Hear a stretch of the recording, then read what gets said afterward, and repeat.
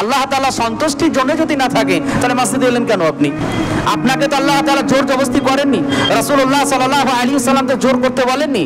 আরে আপনি তো বাকি দিনগুলো 5 ওয়াক্ত নামাজে ধার ধারেন না, আজকেই জুমার দিনে খুতবা শেষ করে নামাজ পড়ে বাড়ি চলে গেলে আসরের নামাজের কোনো ধার ধারেন না।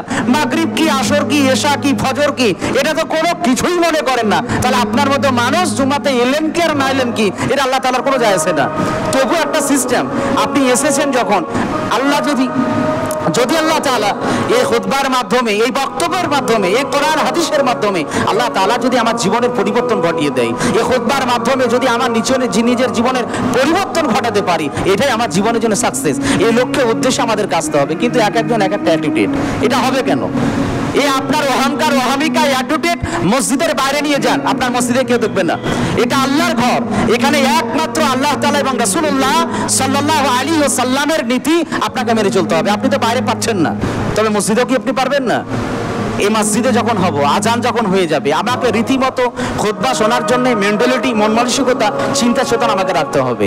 এই লক্ষ্যে উদ্দেশ্যে মসজিদে আসা, বাট অন্য কোনো উদ্দেশ্যে নয়।